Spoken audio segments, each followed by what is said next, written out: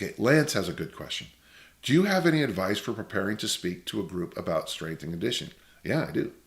I'm a strength coach, and I found myself a few years ago with a rugby program and built myself a good niche in our sport. So one of my former athletes has asked me to speak at a local coaches conference camp for rugby. This will be my first talk in a situation like that. Well, I'm going to give you the best stuff I know right here, and it's going to be the first two things. And then after that, I'm going to give you a way that I do it to organize it. For whatever reason, humans love threes. Humans love threes. So what I always do is I break my workshop and my talk into 3 parts. Now, when you read Beowulf, you'll notice that the kings speak in past, present, future.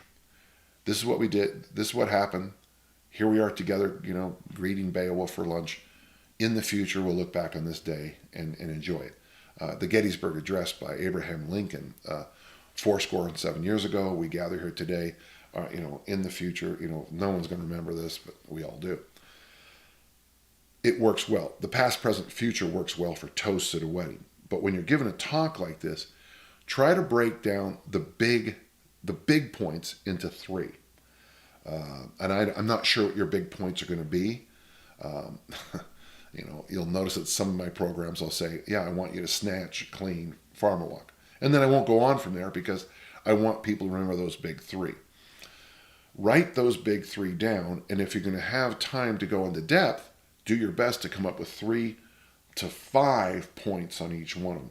5 points works really well to support things. 3 points obviously also.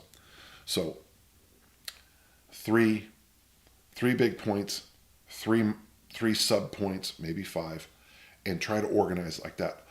If you write down those big hitters first, okay, this is the big one, you'll probably notice that, okay, there's my talk. Here's the problem, Lance, is that you have to ensure that you get through all 3 points, because I want your third point to be the most important. For me, it's always loaded carries. Always, because most audiences know nothing about them.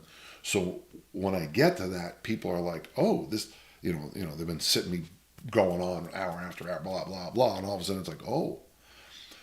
From there, and you don't want to go too far with this, but a minute to a minute and a half of a story with each one of them. Humans love stories.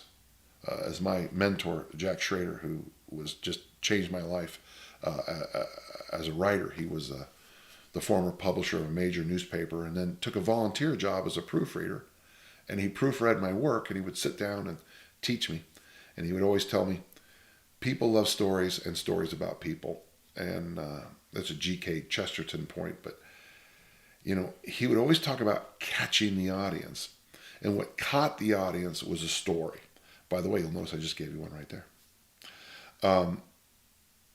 So it doesn't always have to be rags to riches. It doesn't have to be, little Billy was, and all of a sudden we turn things around. But if you can find a story appropriate, like an athlete who did this and, went, I use like David Emery, the 400 intermediate hurdle champion at 68 Olympics. I use something I learned from him often in my workshops.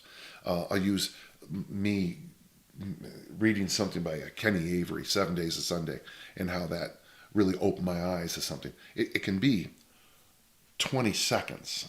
It can be, but don't have a long-winded talk. If it goes over a minute or so, you're going to get in trouble.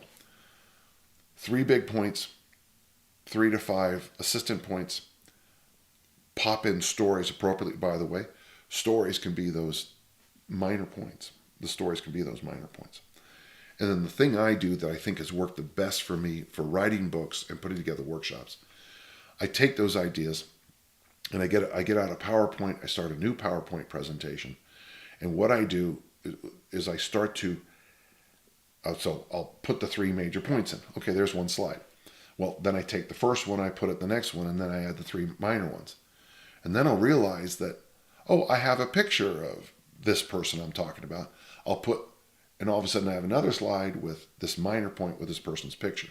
And then what I'll notice is I'll read something online, something Art Devaney said about intermittent fasting, and I'll add that quote in there. I'll say something like, to succeed, I'm talking about success suddenly in a weightlifting presentation, and then I'm reminded of Earl Nightingale's definition of success.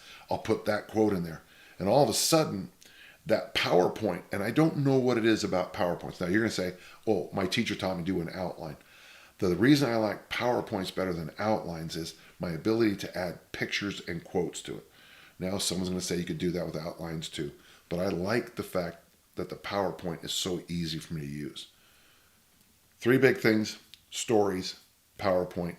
I'd be honored, Lance, if you'd send me what your final product. I'd like to find out what you do. Thank you very much.